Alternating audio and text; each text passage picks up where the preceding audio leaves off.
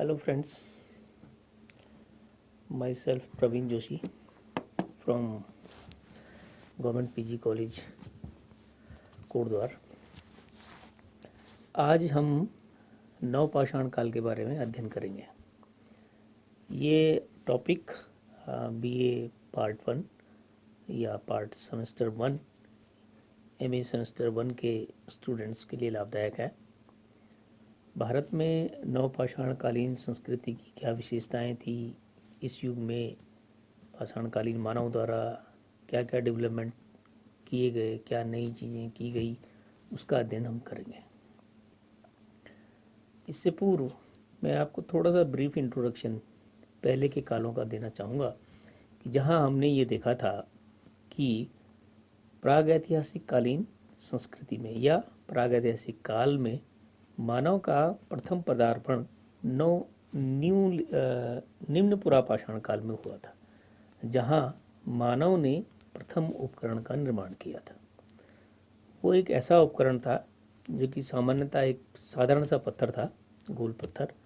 उससे उसने उपकरण का निर्माण किया और अपने विकास के विभिन्न चरणों को पार करता हुआ मानव नवपाषाण काल में पहुंचता है। नवपाषाण काल पूर्ववर्ती समस्त कालों से बहुत प्रकार से भिन्न है, या आप ये कह सकते हैं कि ये काल जो है पाषाणकालीन संस्कृति का सबसे विकसित काल है। इसके बाद मानव जो है धातु युग में प्रवेश कर जाता है। नवपाषाण काल जो प्रागैतिहासिक संस्कृति है उसका अंतिम काल हम इसको कह सकते हैं। इसमें मानव ने अपने उपकरण निर्माण की चरम सीमा को प्राप्त किया। न केवल उपकरण निर्माण अपितु अन्य बहुत सारी विशेषताएं नवपाषाण काल के मानव के साथ जुड़ती हैं। या हम ये कह सकते हैं कि मानव ने अपना एक शिकारी और भ्रमणकारी की जो प्रवृत्ति थी उससे निकलकर एक व्यवस्थित जीवन या सामाजिक जीवन प्रारंभ करना शुरू किया। पाषाणकालीन अवस्थाओं में सबसे विकसित अवस्था नवपाषाण काल की है।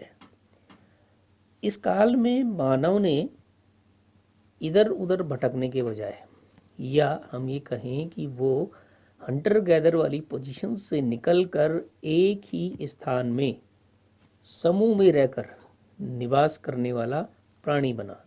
इससे पहले जो मध्य पाषाण काल था उसमें मानव ने अपने निवास के लिए ऐसे स्थानों का चयन किया जो कि नदी तटों पर थे, नदी के आसपास थे। नदी तट पर उसको हर तरीके की सुविधा थी, पानी जो कि बेसिक नीड है वो था। इसके अतिरिक्त उसके भोजन के लिए भी उसको जलचर उपलब्ध थे।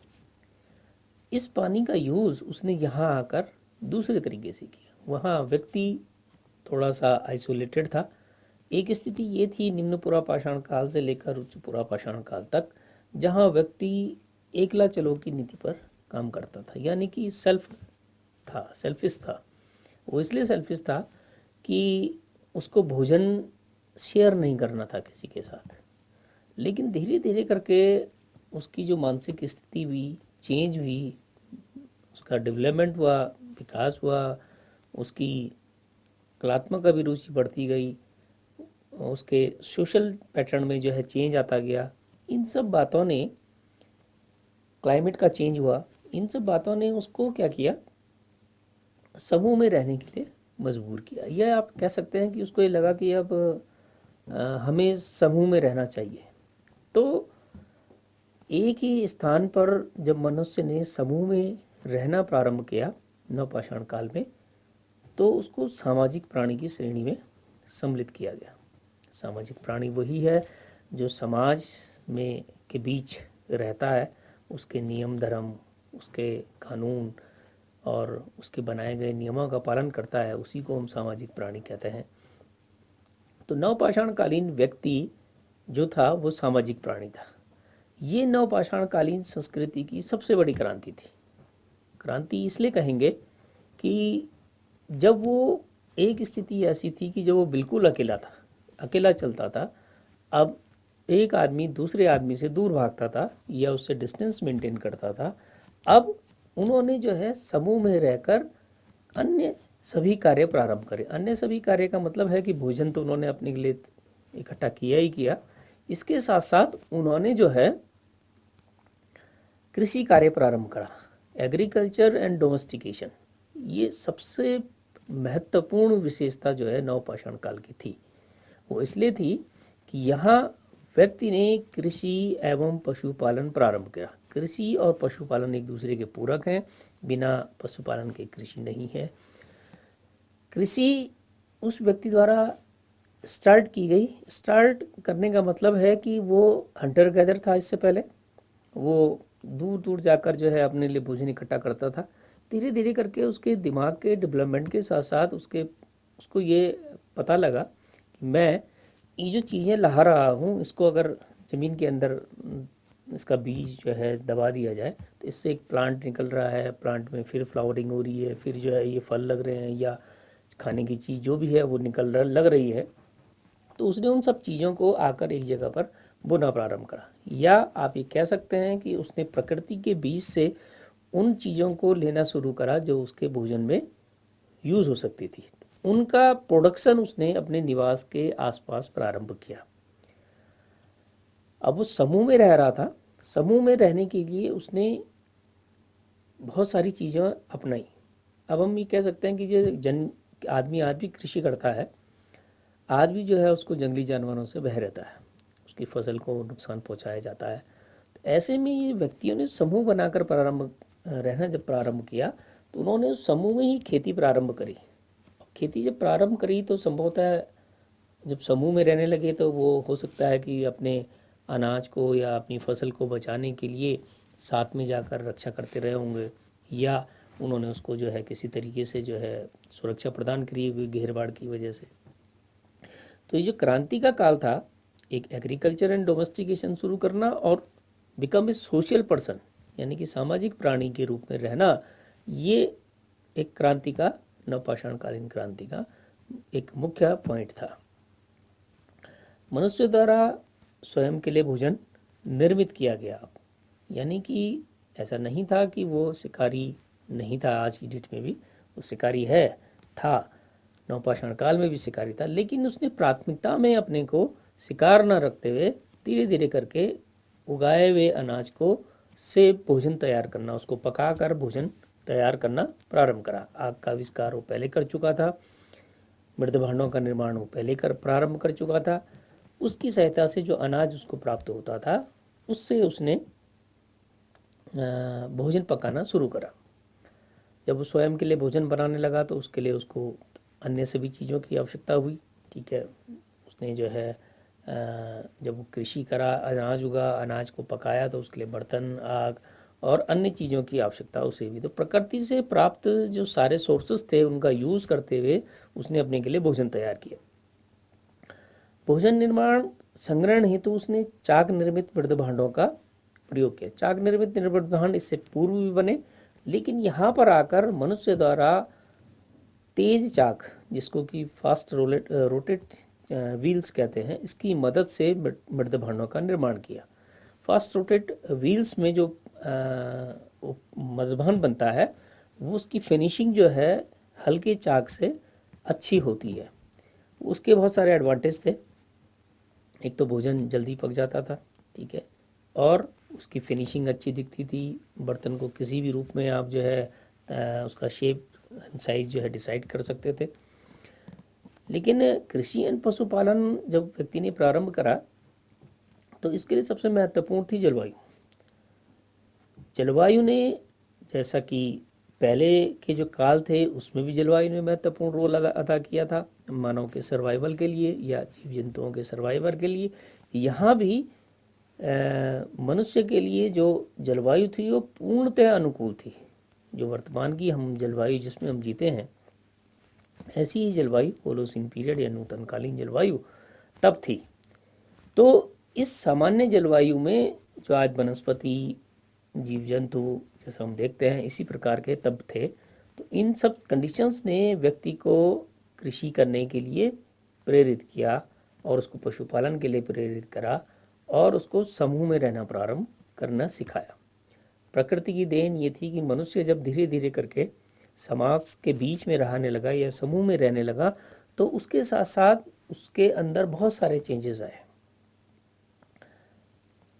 वो जो पशुओं का आज तक शिकार करता था उनमें से बहुत सारे पशुओं को उसने पालना शुरू करा। गाय, बैल, भैंस, बकरी, हिरन, इस प्रकार के जो आसपास के जानवर जिनका वो शिकार करने लगा था, बहुत सारे पक्षी उसने अपने पालने अपने यूज़ के लिए रखने लगा। धीरे धीरे करके उसका प्रोडक्शन करके वो जो है, जैसे बकरी वगैरह है बढ़ती थी तो उसको यूज़ खाने के भी यूज़ करता था और उससे उसके गोबर से वो कृषि आदि का भी यूज़ करता था। सबसे महत्वपूर्ण रिवॉल्यूशन यहाँ उपकरण के रूप में देखने को मिलता है। यहाँ के उपकरण जो अब तक के उपकरण थे वो सिर्फ हंटिंग के बेस्ड थे, हंटिंग के लिए बने हुए थे, यानी कि सिर्फ शिकार करने के लिए उस व्यक्ति द्वारा बनाए गए, या आप ही कह सकते हैं कि शिकार प्रधान वो उपकरण थे। लेकिन नवपाषाण काल में आकर जो व्यक्ति ने टूल्स बनाए या उपकरण बनाए थे पाषाण के ही, लेकिन इसमें उसने कृषि बेस्ड उपकरणों को प्राथमिकता दी। कृषि बेस्ड उपकरण जो कि कृषि में काम आने वाले उपकरण थे। न केवल उसने उनका प्रकार चेंज करा अपितु उनकी बनावट, उनको बनाने के तरीके को भी उसने चेंज किया। यहाँ के उपकरण जो नवपाषाणकालीन संस्कृति है उसके उपकरण मुलायम और पॉलिश युक्त होते थे। उनके ऊपर एक अलग तरीके की पॉलिश जो है देखने को मिलती थी। तो उपकरणों के रूप में भी ये सबसे विकसित काल था। मानव ने, अगर हम बात करेंगे कि जो मानव था उसने दो चीज़ें करी। एक तो वो उपकरण निर्माण के रूप में उसने ऐसे पत्थरों का यूज़ करना प्रारंभ करा जो कि मुलायम होते थे, ठीक है। दूसरा, उसने जब उपकरण बनाए तो उन उपकरणों को बनाने की टेक्निक्स में भी उसने चेंज किया। इस टेक्निक्स पर हम बाद में बात करेंगे। नवपाषाणकालीन मानव किस प्रकार का निवास में रहता था। इससे पहले हमने देखा कि जो अब तक की जो संस्कृति, चाहे वो निम्न पुरापाषाण काल में हो, मध्य पुरापाषाण काल में हो या उच्च पुरापाषाण काल में हो, मानव जो है वृक्षों के नीचे और कंदराओं में निवास करता था। यानी कि निवास तो हम उसे इसलिए नहीं कह सकते कि उसका कोई परमानेंट सेटलमेंट वो नहीं था। वो सिर्फ भोजन की तलाश में एक स्थान से दूसरे स्थान तक जाता था। जहाँ वो थक जाता था या जहाँ अंधेरा हो जाता था वहाँ जो है वृक्ष के नीचे या कंदराओं में निवास करता था। मध्य पाषाण काल में आकर थोड़ा सा उसने एक स्थान को अपने रहने के लिए बनाना प्रारंभ करा कि संभवतः मूवमेंट तो करता रहा होगा इधर से उधर भोजन के संग्रहण के लिए, लेकिन लौट के वो फिर वापस उसी जगह आता होगा। वो गुफाएं थी जहाँ की उसने रॉक पेंटिंग्स भी करी, शैल चित्रों का निर्माण किया, या आप ये कह सकते हैं कि अपनी कलात्मक अभिरुचि को उसने उसमें प्रदर्शित करना प्रारंभ करा। नवपाषाण काल में आकर मनुष्य ने कच्चे मकानों को बनाया, लेकिन इससे पूर्व अगर हम भारत के संदर्भ में बात करें तो ऊपरी क्षेत्र जो है या उत्तरी क्षेत्र जो है, जिसमें कश्मीर वाला इलाका जो है, वहाँ से नवपाषाण कालीन संस्कृति से संबंधित आवासों के साक्ष्य मिले जो कि गर्त निवास थे। गुफकराल, मारतंड और बुर्जहोम, तीन महत्वपूर्ण साइट या पुरातात्विक स्थल नवपाषाण काल से संबंधित वहाँ देखने को वहाँ मिलते हैं। इनमें जब एक्सकेवेशन किया गया, जब उत्खनन किया गया तो गर्त निवास प्रकाश में आए नवपाषाण कालीन, यानी कि नवपाषाण कालीन मानव गर्त निवास में प्रारंभ करता था, इस में रहता था। ये गर्त निवास क्या चीज़ है, आइए हम इसको चित्र के या फिगर के माध्यम से समझते हैं। दरअसल में उस समय क्या होता था, मानव जो है जो सामान्य भूमि है उससे कुछ नीचे 6 से 10 सेंटीमीटर या 1 फीट नीचे जाकर गड्ढा खोदता था। 1 फीट का गड्ढा जो कि 4 बाई 6 फुट का या 6 बाई 6 फुट का या 6 3 का गड्ढा इस प्रकार का होता था।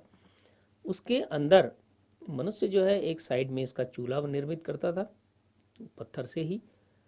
इस पूरे पोर्शन को अंदर से गोबर और मिट्टी के लेप से लीप दिया जाता था, उसे लीपा जाता था।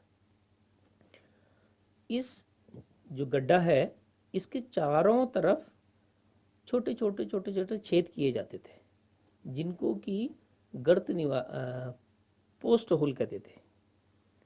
इन पोस्ट होलों पर बांस की बल्लियां या लकड़ी की बल्लियां इस तरफ से इस तरीके से जो है अटकाई जाती थी कि सब तरफ से वो निकल कर सेंट्रल में एक लकड़ी या लकड़ी के फ्रेम को टच करती थी। ऐसे में इसको एक छतनुमा स्ट्रक्चर प्राप्त होता था, जो कि फिगर में आप देख रहे हैं कि ये सारे चारों तरफ से इसके इस प्रकार से लकड़ी की बल्लियां या लकड़ी के तख्ते या लकड़ी लंबी लकड़ी खड़ी की गई थी। इनको इस रूप से लगाया गया कि इससे जो है पूरी रूफ तैयार हो गई है। एक साइड से आने जाने के लिए रास्ता इस पर दिखता है। इसमें एक तरफ चूल्हा बनता था, दूसरी तरफ उसका निवास स्थान होता था। जो एक्सकवेशन के दौरान इनमें मिट्टी के बर्तन और अन्य पुरावशेष यहाँ से प्राप्त हुए। ये जो पूरा एरिया था अंदर से, इसको जो है मिट्टी और गोबर से पूरी तरीके से लीप दिया जाता था। इससे क्या होता था, इसके साथ साथ इसकी छत और दीवारों को भी मिट्टी और गोबर के मिक्सर से लीपा जाता था। जो कि यहाँ पर इस दूसरे वाले फिगर में अगर आप देखें तो ये आपको ये दिख जाएगा कि ये बांस बल्ली जो है साइड से खड़ी करी गई है, इसके ऊपर फिर मिट्टी का लेप लगाया गया है, मिट्टी और गोबर का लेप। इससे क्या हुआ कि इसको प्रोटेक्शन मिलता है। पूरे जो इसने एरिया जो निवास अपना बनाया, इसको जो है पूरी तरीके से प्रोटेक्शन मिला और ये अंदर से पूरी तरीके से लीपा गया। अब इसका एडवांटेज क्या था, क्योंकि ये सारे इलाके जो कि मैंने आपसे बात करी, बुर्जहूम, मारतंड और गुफकराल, ये बर्फ़ीले इलाके में है, तो बर्फ़ पड़ती है और ठंडा बहुत होता है। तो उस मानव ने अपने रहने के लिए ऐसे भवन का निर्माण किया कि जो नेचुरल रूप से गर्म रहता था। यहाँ जो है अगर इसको यहाँ से वो बंद कर देता था तो इसके अंदर की जो हीट थी, पूरी की पूरी हीट वो अंदर ही रहती थी, और इस वजह से जो है ये इसका निवास जो है वो पूरी तरीके से गर्म रहता था। इसको मिट्टी और गोबर आदि के लेप देने के कारण इसकी हीट जो है वो बाहर नहीं निकलती थी, ना बाहर से जो है कोई सर्दी इसके अंदर प्रवेश करती थी। तो ये गर्त निवास हम देख रहे हैं, दो प्रकार के जो है गर्त निवास यहाँ पर दिख रहे हैं। इस एक गर्त निवास में सिर्फ आपको स्ट्रक्चर, प्राइमरी स्ट्रक्चर दिख रहा है, जबकि दूसरे वाले गर्त निवास में इसको मिट्टी से लेपा गया है। तो ये निम्न पुरापाषाणकालीन संस्कृति में गर्त निवास देखने को मिलता है।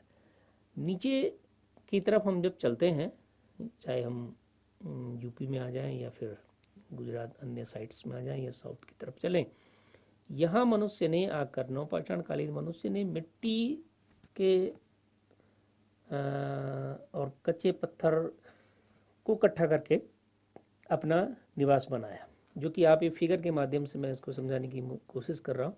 इनके द्वारा कच्चे मकान बनाए गए, पत्थर और मिट्टी को के मिक्सर से जो है एक स्ट्रक्चर खड़ा किया गया, जिसको पुनः जो है गोबर मिट्टी के लेप से प्लस्तर किया गया है। ये इस प्रकार से कच्चे मकान तत्कालीन समय में मिलते थे, या फिर इस तरीके का मकान जो कि सिर्फ पत्थरों पर को जो है एक दूसरे के ऊपर रखकर तैयार किया जाता था, और उस पर जाने के लिए एक छोटा सा रास्ता ये बनाया दिया जाता था। ये मकान के अंदर का पोर्शन दिख रहा है आपको। तो इसमें जो है ये देखिए, ये कच्चे मकान है जिसकी छाजन जो है वो घास फूस को अटका कर, बांस बल्लियों की सहायता से घास फूस को अटका कर तैयार की जाती थी। तो जो मानव था, जो एक स्टेज में सिर्फ हंटर गैदर था और गुफाओं और कंदराओं में रहता था, वो नवपाषाण काल में आकर ऐसी स्थिति में था कि वो अपने के लिए कच्चे मकानों का निर्माण करने लगा था। इसकी नीड भी थी उसके लिए, क्योंकि अब उसने कृषि और पशुपालन प्रारंभ कर दिया था। तो कृषि करने के लिए, कृषि के बाद जो प्रोडक्ट्स उसको प्राप्त हो रहा था वो मास में प्राप्त होता था अच्छे वॉल्यूम में प्राप्त होता रहा होगा, तो उसको रखने के लिए भी उसको स्पेस ज़्यादा चाहिए था, जो कि गुफाओं में पॉसिबल नहीं था। और जैसा कि मैंने कहा कि इस काल का मानव पूर्णतः जो है सामाजिक प्राणी हो गया था, समूह में रहना प्रारंभ कर रहा था। तो इसके लिए उसके गुफाएं की स्थान पर कोई निवास स्थान या भवन ही कोई ऐसा जगह हो सकती थी जहाँ पर वो लोग निवास कर सकते थे।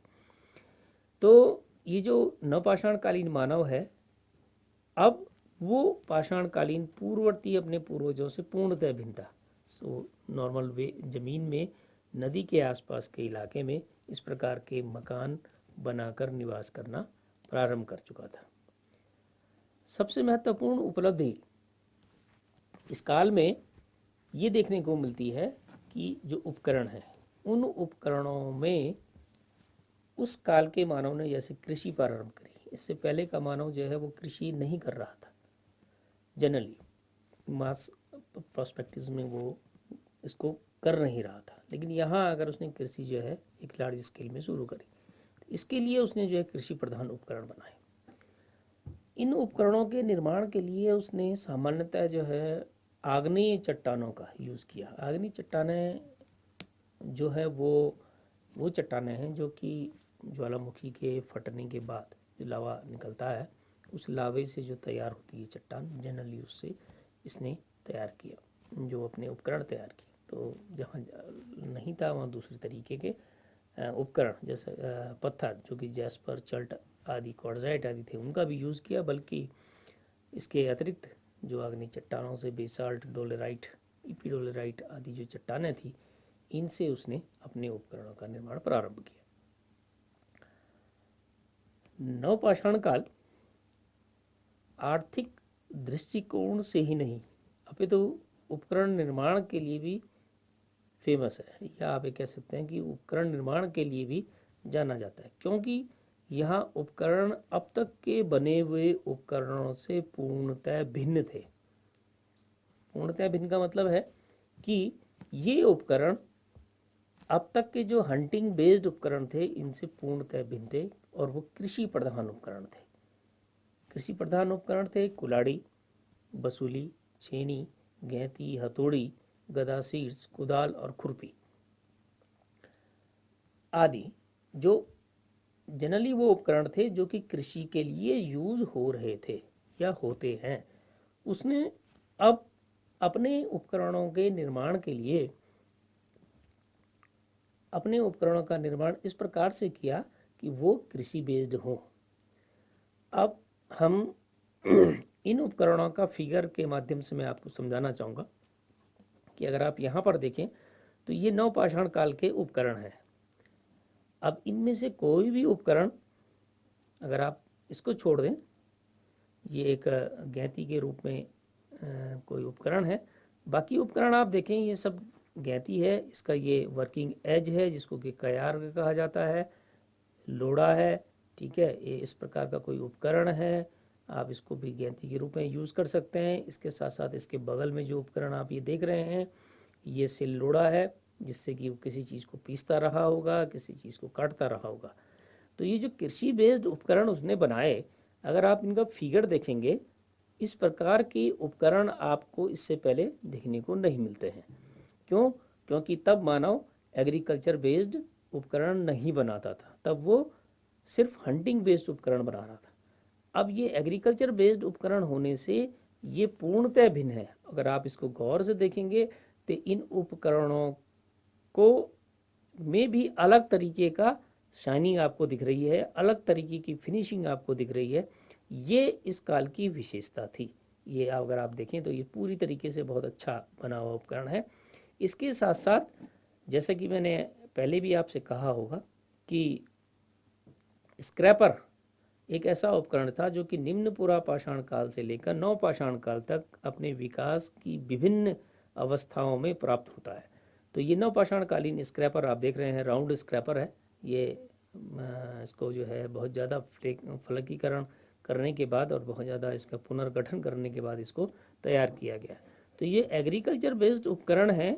इसमें ये हंटिंग उपकरण कहीं आपको नज़र नहीं आएंगे, लेकिन क्या उसने हंटिंग छोड़ दी थी? नहीं, उसने हंटिंग नहीं छोड़ी। उसने हंटिंग के साथ साथ बहुत सारी चीज़ें उसने की। एग्रीकल्चर के साथ साथ। इन उपकरणों को उसने कैसे बनाया, इसके लिए उसने एक इस पर लकड़ी या कोई ऐसा चीज़ रखी, उस पर उसने ऊपर से क्या किया, उसको प्रेशर किया। इन कृषि प्रधान उपकरणों को बनाने के लिए उसने टेक्निक्स कौन सी यूज़ करी। उसने जो अब तक के उसने सामान्य टेक्निक्स थी, जिसमें कि वो फलकीकरण कर रहा था, निपिट विधि को यूज़ कर रहा था, अप्रत्यक्ष संघात विधि को यूज़ कर रहा था, साथ ही साथ वो स्थिर हथौड़ा पद्धति, चलायमान हथौड़ा पद्धति, द्विध्रुवीय पद्धतियों आदि का प्रयोग कर रहा था। इससे हटकर उसने यहाँ जो है अप्रत्यक्ष संघात विधि और निपिट विधि का यूज़ तो किया फलकीकरण के लिए। फलकीकरण का प्रोसेस वो प्रोसेस है जब किसी पत्थर से उपकरण निर्माण के लिए उसको विभिन्न भागों से तोड़ा जाता है। इस फलकीकरण के लिए उसने अप्रत्यक्ष संघात विधि या निपिट विधि का प्रयोग किया। फलकीकरण के पश्चात एक ऑब्जेक्ट को उसने अपने साथ लिया, उस पत्थर को उसने लिया, उस पर फलकीकरण करा। उसने अगर कोई बड़ा सा पत्थर लिया, उसने उसमें जो है उससे एक गदा सीट्स बनाना है या उसने एक कुल्हाड़ी बनानी, तो उसने लगभग उसको उस शेप में ढालना प्रारंभ किया फलकीकरण के द्वारा। अब फलकीकरण के पास जब उसके पास एक टेंटेटिव शेप जो है कुल्हाड़ी का तैयार हो जाता है, तो उसके बाद वो क्या करता है, उसको नियमित संघात विधि से, नियमित संघात विधि ये होती है कि उस पर हल्के हल्के प्रहार करते हुए, बहुत हल्का हल्का उसको धीरे धीरे उसको प्रेस करते हुए या उसको संघात करते हुए वहाँ से फलकीकरण करता है। जैसा कि हम पेंसिल को शार्प करने की कंडीशंस में होते हैं, उसको धीरे धीरे हम शार्प करते हैं तो वो पॉइंट जो होता है वो और नुकीला होता जाता है। इसके आधार पर उसने उसको समतलीकरण करा। फलकीकरण के बाद समतलीकरण की प्रोसेस में उसने उस उपकरण को और अच्छा शेप में ढालने के प्रयास किया। फलकीकरण और समतलीकरण के बाद उसने घर्षण की प्रक्रिया अपनाई। घर्षण के लिए उसने क्या किया कि जो ऑब्जेक्ट, जो शेप उसके पास तैयार हो गया है, जो कुल्हाड़ी का शेप उसके पास तैयार हो गया है, उस कुल्हाड़ी को उसने एक मिट्टी के उस पत्थर के पात्र, गोल से पात्र में रेत और पानी के साथ रखकर उसको उस पर घिसा, बहुत तेज़ी के साथ उसको जब घिसा होगा तो उससे क्या हुआ होगा कि उसके बीच में जो लहरें, या आप कह सकते हैं कि थोड़ा सा ऊबड़ खाबड़ वाला जो पोर्शन था वो भी प्लेन हो जाता है पूरी तरीके से। फलकीकरण, समतलीकरण के बाद जब वो घर्षण की प्रक्रिया में आता है, तो घर्षण की प्रक्रिया से उसने जो उसके रफ पार्ट्स था उसको भी घिस कर उसने पूरी तरीके से सॉफ्ट कर दिया, यानी कि मुलायम कर दिया। मुलायम होने के बाद जब वो उपकरण अपनी पूरी तरीके से कंडीशंस में पूरे शेप में आ जाता है, उसके बाद चमकाने की प्रक्रिया प्रारंभ होती है। चमकाने के लिए उसने जनरली जो है वृक्ष की छाल या पशुओं की खाल का यूज़ किया। पशुओं की खाल या वृक्ष की छाल पर बने हुए उपकरण को, जिसको कि घर्षण के बाद मुलायम कर दिया गया, बहुत तेज़ी के साथ घिसा जाता है, तो उसमें एक अलग सी चमक दिखाई देती, जो कि आपने अभी फिगर के माध्यम से देखा कि उन उपकरणों पर एक अलग सी चमक दिखाई देती है। तो फलकीकरण, समतलीकरण, घर्षण और चमकाने की प्रक्रिया के बाद आपको उस तरीके का उपकरण देखने को मिलता है जिसका कि फिगर आपने अभी देखा। तो मेरा कहना ये है कि अब तक की ये जो उपकरण के निर्माण की विधियां हैं, ये पूर्ववर्ती किसी भी युग में मानव द्वारा यूज़ नहीं की गई। आप ये कह सकते हैं कि जैसे जैसे उसके दिमाग का डेवलपमेंट हो रहा था, तो अपनी टेक्निक्स को भी चेंज कर रहा था। तो यहाँ आकर उसको एग्रीकल्चर बेस्ड उपकरण बनाने थे, तो सामान्यतः उपकरण बना सकता था, लेकिन उसने क्या किया कि इन उपकरणों को वर्किंग एफिशिएंसी के हिसाब से परफेक्ट बनाने के साथ साथ उनको लुकिंग गुड वाली कंडीशंस में लाने के लिए उसने उसमें घर्षण और चमकाने की प्रक्रिया को महत्व दिया। फलकीकरण, समतलीकरण, घर्षण और चमकाने की या पॉलिशिंग की प्रक्रिया के बाद उसके पास एक फाइन उपकरण प्राप्त होता है। यद्यपि वो पाषाण का ही था, लेकिन वो उपकरण देखने में भी सुंदर लगता था। न केवल देखने में बल्कि उसकी एफिशिएंसी, वर्किंग एफिशिएंसी भी बहुत ज़्यादा थी। तो इस काल में जो व्यक्ति था, उस व्यक्ति ने ऐसे उपकरणों का निर्माण प्रारंभ करा जो कि आज तक पूर्ववर्ती किसी भी पाषाण युग के में मनुष्य द्वारा निर्माण नहीं किया गया। अब हम यहाँ पर कुछ और उपकरणों पर नज़र डालेंगे जो कि पूरी तरीके से एग्रीकल्चर बेस्ड उपकरण है। आइए चित्र के माध्यम से देखते हैं। ये सभी उपकरण जो हैं वो नवपाषाण काल के उपकरण हैं।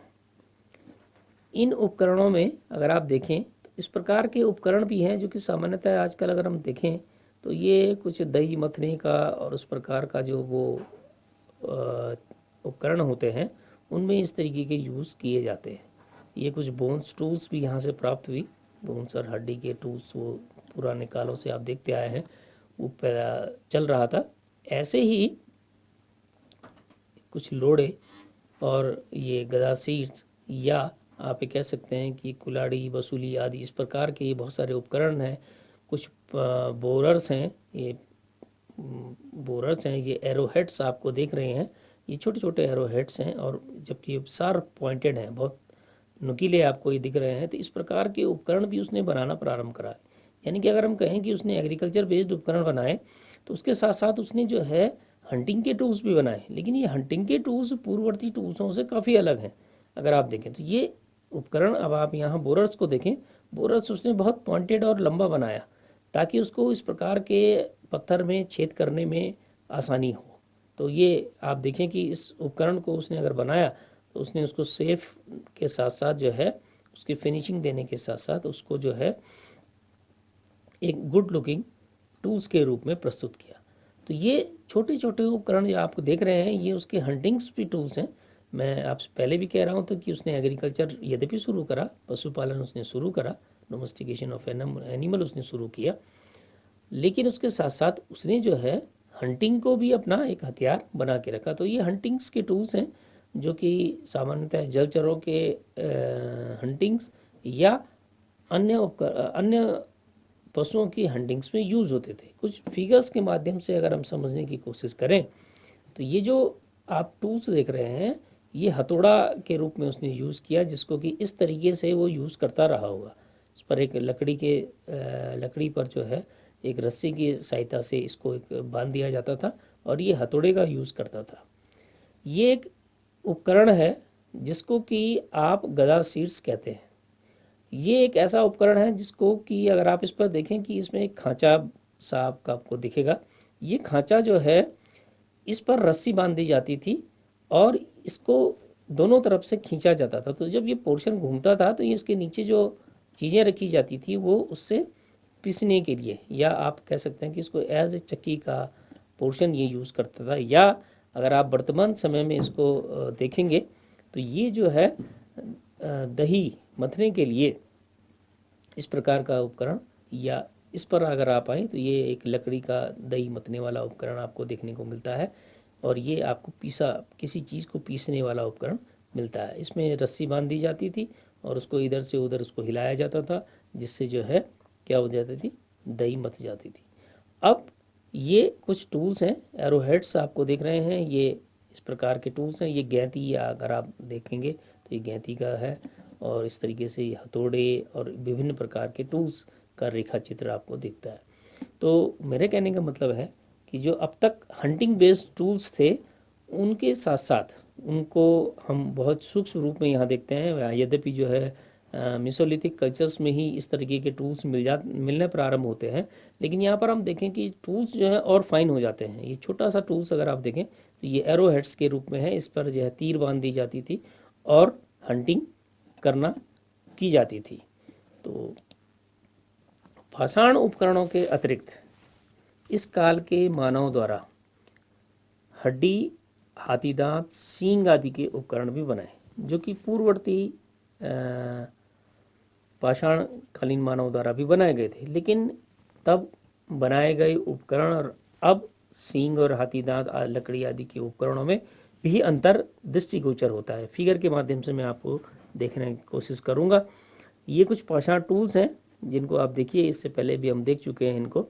ये एग्रीकल्चर बेस्ड टूल्स ना होकर ये हंटिंग बेस्ड टूल्स हैं सारे। ये कुछ को अगर हम इसमें से हटा दें, इनको इतने पोर्शन को अगर हम हटा दें तो ये एग्रीकल्चर बेस्ड टूल्स हैं, बाकी आप हंटिंग टूल्स हैं। तो ऐसे ही हड्डी के उपकरण, ये हड्डी दिख रही है आपको, इसके उपकरण, हाथी दांत के उपकरण, ये विभिन्न कामों के लिए यूज़ किए जाते थे। ठीक है, इस प्रकार की ये उपकरण जो है, नुकीला उपकरण ब्लेड्स के रूप में इसको यूज़ कर रहे हैं, ये अन्य उसमें रूप कर रहे हैं। ये एक एरो हेड्स हम देख रहे हैं, पूरा की तरह एरो है। इस प्रकार से ये हड्डी के बहुत सारे उपकरण, ये कुदाल के रूप में एक हड्डी का उपकरण जो है वो यहाँ पर दिख रहा है। ऐसे ही ये बहुत सारे उपकरण हैं जो कि मैं आपसे बात कर रहा था कि दही मथने के लिए एक इस प्रकार का उपकरण भी आवश्यक होता है, जिस पे कि जो है रस्सी बांधकर उसको दही को मथा जाता है। और ये एक तरीके की करछी आप इसको कह सकते हैं कि इस प्रकार का जब उसने भोजन पकाना प्रारंभ करा, क्योंकि उसने कृषि प्रारंभ कर चुका था, तो इसलिए जो है उसको इस प्रकार के उपकरणों की आवश्यकता हुई होगी, तो उसने जो है इस प्रकार के उपकरण निर्मित किए। नवपाषाण कालीन मानव की जो सबसे महत्वपूर्ण विशेषता थी उपकरण निर्माण, एक स्पेशल तरीके का उपकरण बनाने के साथ साथ कृषि एवं पशुपालन, ये बहुत महत्वपूर्ण था, क्योंकि उसकी आजीविका अब हंटिंग गैदरिंग न रहकर, जो कि टोटली बेस्ड थी हंटिंग गैदरिंग पर, उससे हटकर जो है एग्रीकल्चर बेस्ड हो गई। एग्रीकल्चर के लिए उसको पशुओं की आवश्यकता थी, क्योंकि खाद चाहिए, तो इसके लिए उसने जो है पशुओं का क्या किया, यूज़ किया। यद्यपि हम ये कह सकते हैं कि पशुओं को उसने अपने हंटिंग के लिए भी जो है अपने साथ रखा होगा, लेकिन धीरे धीरे करके उसको, क्योंकि मानव का क्रमिक विकास, उसके दिमाग का क्रमिक विकास हो रहा था, तो ये सब चीज़ें प्रकृति की देन थी उसको, कि ये पता लग रहा था कि इसका जो गोबर है वो हमारी कृषि में यूज़ हो सकता है, तो वो साथ साथ उसको पशुपालन भी प्रारंभ करा। आय का मुख्य स्रोत कृषि पशुपालन ही था, यद्यपि जो है शिकार पर वो अब भी जो है निर्भर था, लेकिन पूर्णतः वो निर्भर नहीं था। इस काल के मानव द्वारा चना, मूंग, धान, जौ, मटर, मसूर आदि की खेती की गई। उसने विभिन्न भागों में से जो कलेक्ट करके जो सीड्स थे उसके पास, उससे उसने उगाया, और अब उसको इतना ज्ञान हो चुका था कि ये जो फसल है इसको हम कैसे उगाएंगे और कब यूज़ करेंगे।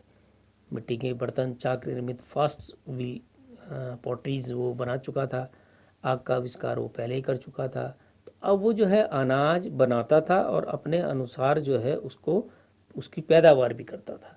तो ये जो चना, मूंग, जौ, धान, गेहूँ, मटर, मसूर आदि की जो खेती उसने शुरू करी, इस खेती ने उसको जो है उसकी हंटिंग वाली प्रैक्टिस से काफ़ी दूर लाने का प्रयास किया। क्योंकि एग्रीकल्चर बेस्ड अगर इकोनॉमी बनानी है तो आपको उस पर ध्यान देना पड़ेगा, इसलिए वो व्यक्ति अब एग्रीकल्चर बेस्ड हो चुका था, उसके लिए ही उसने उपकरण उस तरीके के बनाने शुरू करे। भारत के संदर्भ में अगर बात करूं तो इलाहाबाद के आसपास कोरडीवाह एक जगह है जहाँ से कि सर्वप्रथम एग्रीकल्चर के साक्ष्य हमें प्राप्त होते हैं। नवपाषाणकालीन व्यक्ति द्वारा कृषि करने के साक्ष्य हमें कोरडीवाह नामक स्थान से प्राप्त होते हैं। इस काल के व्यक्ति द्वारा गाय, बैल, भैंस, कुत्ता, हिरन, भेड़, बकरी, सूअर आदि का भी जो है पशुपालन किया गया। कृषि के साथ साथ, जैसे कि मैंने पहले कहा कि उसने शिकार को नहीं छोड़ा, शिकार वो अब भी करता था। अब वो छोटे छोटे जानवरों का शिकार करता था, खरगोश, बिल्ली, लोमड़ी, बकरी, भेड़ और छोटे छोटे जो जानवर थे। इसके साथ साथ जलचर जो थे, मछली, कछुआ, केकड़ा आदि और अन्य जीव जो जल में रहते हैं, इनका भी वो शिकार कर रहा था और अपने भोजन का एक पार्ट उसे बना रखा था। इस काल में मानव द्वारा जो मृदभांड निर्मित किए गए वो चाक निर्मित थे। चाक निर्मित धूसर, लाल या स्लेटी रंग के बर्तन इस समय प्राप्त होते हैं। ये बर्तन जो थे प्राइमरी स्टेज में ऐसा नहीं था कि जो उसने हस्त निर्मित मृदभांड बनाए तो बाद में उसने हस्त निर्मित निर्माण बनाना छोड़ दिया, नहीं, वो अभी भी हस्त निर्मित निर्माण बनाता था, बर्तन बनाता था या मृदभांड बनाता था, लेकिन प्रायोरिटी उसकी चाक निर्मित मृदभांडों की हुआ करती थी। या हम ये कह सकते हैं कि बहुत सारी जगह नवपाषाणकालीन संस्कृति से हस्त निर्मित निर्माण मृदभांड जो है वो ज़्यादा प्राप्त होते हैं और चाक निर्मित निर्माण कम प्राप्त होते हैं। लेकिन एक अलग चीज़ उसने यहाँ पर करी, वो करी कि उसने इन बर्तनों के ऊपर, जो कि इससे पहले मेसोलिथिक कल्चर में भी उसने बर्तन बनाया, लेकिन यहाँ पर जो उसने बर्तन बनाया उसमें उसने बाहर से अलंकरण करना प्रारंभ करा, ज्यामितीय या उत्कीर्ण अलंकरण। ज्यामितीय अलंकरण यानी कि उसने जो बर्तन बनाया उसके बाहर से उसने आड़ी तिरछी रेखाएं, सिग्मा, क्रॉस, प्लस, माइनस, बार और संकेंद्रीय वृत्त, वृत्त, बिंदु समूह आदि बहुत सारे अलंकरण अलग अलग बर्तनों में अलग अलग प्रकार से इसने किए। इसके साथ साथ उत्कीर्ण अलंकरण, जब बर्तन कच्चा था, मिट्टी से जब चाक से बर्तन निकल के आता है तो उसको धूप पर सुखाने के लिए रखा जाता है, तो उस प्रक्रिया में जब वो धूप पे रखा गया है उस समय जो है किसी नुकीली चीज़ से उस पर डिज़ाइन बना दिया जाता था। तो वो जब डिज़ाइन जो है मिट्टी का बर्तन सूख जाता था तो वो एक अलग से इम्प्रेशन उसमें देता था। उसके बाद उसको पकाया जाता था आग में बर्तन को। तो ज्यामितीय और उत्कीर्ण अलंकरण ये एक प्रमुख विशेषता जो है मृद भांडों के रूप में यहाँ देखने को मिलती है। मानव द्वारा अपनी कलात्मक अभिरुचि को विभिन्न अवसरों पर जहाँ जहाँ उसको अवसर मिल रहा था वो वहाँ वहाँ उसको प्रदर्शित कर रहा था। पहले वो सिर्फ शैल चित्रों के माध्यम से अपनी कला को प्रदर्शित करता था, धीरे धीरे करके उसने अन्य चीज़ों पर भी कला करनी प्रारंभ करी, जहाँ उसको लगता था कि वहाँ जो है वो अपनी कला दिखाने की कोशिश करने लगा।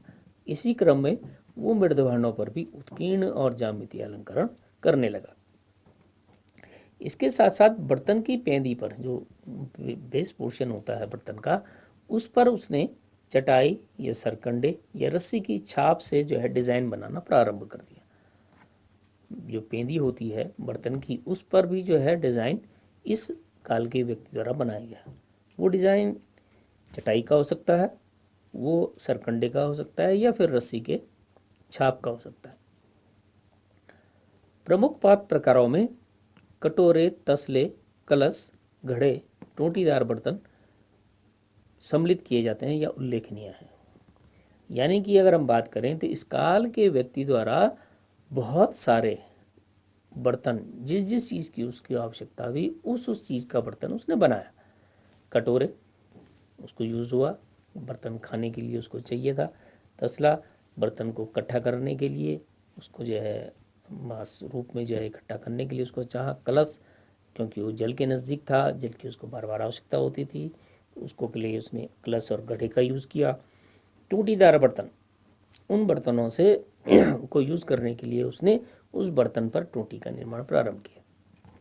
एक चीज़ मैं यहाँ पर थोड़ा सा आप लोगों को क्लियर कर दूँ कि जो पाषाण काल है, चाहे वो पूरा पाषाण काल है, चाहे वो मध्य पाषाण काल है या फिर नव पाषाण काल है, या हम ये कहें कि पूरा पाषाण काल के अंतर्गत जो हम 3 अवस्थाएं पढ़ते हैं, निम्न पूरा पाषाण काल, मध्य पूरा पाषाण काल या उच्च पूरा पाषाण काल, ये अलग अलग काल हैं।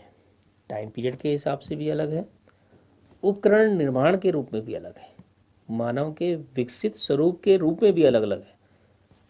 तो हम ये कह सकते हैं कि जितना पूरा पाषाण युग है, right from the lower palaeolithic culture up to the neolithic culture, निम्न पूरा पाषाण काल से लेकर नव पाषाण काल की जितने भी काल हुए या जितनी भी संस्कृतियां हुई, उनके आपस में विभाजन का आधार पाषाण तत्कालीन मानव द्वारा निर्मित पाषाण उपकरणों के आकार प्रकार, उनको बनाने की तकनीक, उनको उपयोग किए जाने के तरीके और वो रॉ मटेरियल जिससे उसने यूज़ उस उपकरण को बनाया, उसके आधार पर हम एक संस्कृति को दूसरी संस्कृति से या एक काल को दूसरे काल से अलग करते हैं। यानी कि हम ये कहें कि जो निम्न पुरापाषाणकालीन मानव था उसका उपकरण नवपाषाण काल में आकर पूरी तरह चेंज हो जाता है। तो हम पूर्ववर्ती जो काल थे उसमें अगर हम देखें, उस पर अगर नज़र दोहराएं या अपना मेमोरी को रिकॉल करें तो उसमें ये देखने को मिलता है कि उस समय कुछ और उपकरण उसने बनाए। जब वो मध्य पुरापाषाण काल में आया तो उसने और अलग तरीके के उपकरण बनाए। फिर वो मध्य पुरापाषाण काल से आकर उच्च पुरापाषाण काल में आया तो उसने अन्य तरीके के उपकरण बनाए, उनमें और परिष्कृत रूप उसको देखने को मिलता है। और जब वो उच्च पुरापाषाण काल से मेसोलिथिक कल्चर में आता है या मध्य पाषाण काल में आता है, वहाँ उसने अलग ही तरीके के उपकरण बनाए। वहाँ उपकरणों का आकार छोटा हो जाता है। पहले बड़े आकार के उपकरण थे, अब बहुत छोटे आकार के उपकरण हो जाते हैं। लेकिन फिर नवपाषाण काल में आता है तो यहाँ उसके उपकरण जो हैं टोटली एग्रीकल्चर बेस्ड हो जाते हैं। वो न तो बहुत बड़े न बहुत छोटे वाली श्रेणी में है, न वो उस तरीके के उपकरण हैं कि जिनको हम उसी कैटेगरी में विकसित रूप में रखते हैं। यहाँ एग्रीकल्चर बेस्ड उपकरण है, यहाँ टोटली उसका प्रकार चेंज हो गया है, उसको बनाने की टेक्निक्स इवन चेंज हो जाती है। तो हम ये कह सकते हैं कि जो नवपाषाणकालीन व्यक्ति है, जो कि मैं कह रहा हूँ आपसे कि क्लासिफिकेशन का आधार, जो इन कालों में आपस में क्लासिफिकेशन का आधार है, वो पाषाण उपकरण है। उन पाषाण उपकरणों को रॉ मटेरियल्स बनाने की तकनीक, उनको प्रयोग किए जाने के तरीके और उनके आकार प्रकार के आधार पर एक काल को दूसरे काल से अलग कर। दरअसल में हमारे पास पाषाण युग से संबंधित इन उपकरणों के अतिरिक्त या बाद में अगर हम चलें तो जो अन्य पुरावशेष हैं या शैल चित्र आदि हैं, इनके अतिरिक्त हमारे पास और कोई चीज़ ऐसी नहीं है जो हम इन कास के बारे में, इन कालों के बारे में जो है बात कर सकें। तो इन पुरावशेषों की जो सीमित पुरावशेष हैं उनके आधार पर ही हम उस काल की हिस्ट्री को रिकंस्ट्रक्ट कर रहे हैं। नवपाषाण काल से मृद भांडों के अतिरिक्त या हम कह सकते हैं कि पाषाण उपकरणों के अतिरिक्त अन्य पुरावशेष भी महत्वपूर्ण भूमिका में हैं, या हमें कह सकते हैं कि महत्वपूर्ण हैं। उसमें से ककुदमान बैल एक बहुत इम्पॉर्टेंट ऑब्जेक्ट जो है वो नवपाषाण काल से देखने को मिलता है।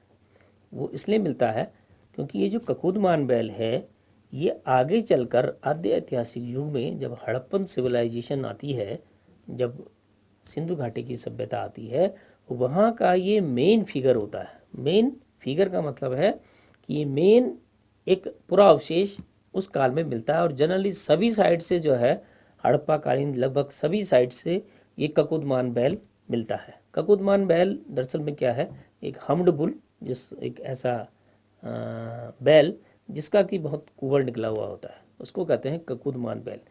तो जिसको कि अगर आप रीजनली अगर वो करना चाहेंगे, आप धार्मिक रूप से उसको जोड़ना चाहेंगे तो शिव के नंदी के तरीके का एक आकार उसका होता है। तो ककुदमान बैल, चिड़िया, अन्य पशुओं की मिरण मूर्तियाँ, ये जो चीज़ें हैं ये इसको मनोरंजन के साधन के रूप में भी जो है नवपाषाण कालीन युग से जोड़ा जा सकता है, या हम उसकी कला के रूप में भी जो है इस चीज़ को ले सकते हैं। जो कला हमने शैल चित्रों के माध्यम से देखी या हम उसके उपकरण निर्माण में देखते हैं, उसके अतिरिक्त जो है इस प्रकार का जो कला है, जो उसको उसकी कलात्मक अभिरुचि को या उसकी प्रकृति के प्रति या उसकी अपने समाज के प्रति जो उसका अट्रैक्शन है उसको दिखाता है, वो ये है। इन चीज़ों के माध्यम से हम उसको देख सकते हैं। इसके अतिरिक्त विभिन्न प्रकार के पत्थरों से बने हुए मनके, जो कीमती पत्थर होते हैं, उन पत्थरों से उसने विभिन्न प्रकार के आभूषण बनाए। हाथों का कड़ा हो, गले का हार हो, कानों का कुंडल हो, नथ हो, मांग टीटा हो, इस प्रकार के उपकरण उसने बनाए जिसमें कि उसने कीमती पत्थर, हाथी दांत, आदि का उपयोग जो है इन आभूषणों के निर्माण में किया। मोती की माला या उसके बीच में जो है हाथी दांत की बनी हुई माला या कीमती पत्थरों की माला उसने बनाई। तो कलात्मक अभिरुचि के रूप में उसको जो जो चीज़ें अच्छी लगी वो बनाता गया। इस काल में आकर मानव द्वारा शैल चित्र बनाए गए और नेचुरल सी बात है, उच्च पुरा पाषाण काल में आकर ही मानव वॉल पेंटिंग करने लगा था। यहाँ आकर थोड़ा सा एडवांस फेज हमें देखने को मिलती है।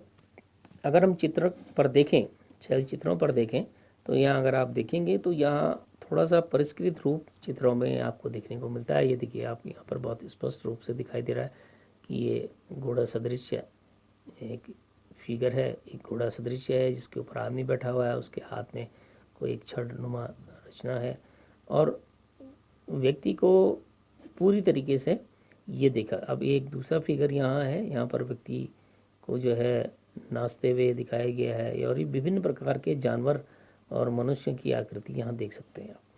यहाँ पर अगर आप देखें तो ये एक बैलगाड़ी के रूप में अगर आप इसको देखें तो ये बैलगाड़ी यहाँ बनी हुई है, इसको कि 4 बैल खींच रहे हैं। ये बैलगाड़ी है, इसे टायर लगे हुए हैं और एक आदमी पीछे बैठा हुआ है। ऐसे ही हम ये देखते हैं कि ये जो यहाँ फिगर हैं वो पूर्ववर्ती कालों से बहुत एडवांस हैं।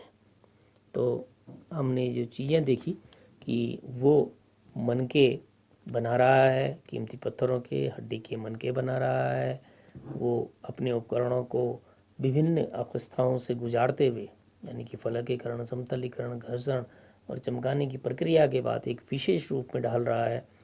इसके साथ साथ वो जो है मिट्टी के बर्तन बना रहा है, चाक निर्मित मृदभांड बना रहा है, बनाने के साथ साथ उस पर वो क्या कर रहा है, अलंकरण कर रहा है। ये सब चीज़ें जो हैं उसके एडवांस स्टेज को शो करती हैं। इस काल में आकर मानव ने अंतिम संस्कार की प्रक्रिया को थोड़ा सा विभिन्न रूप में शुरू किया।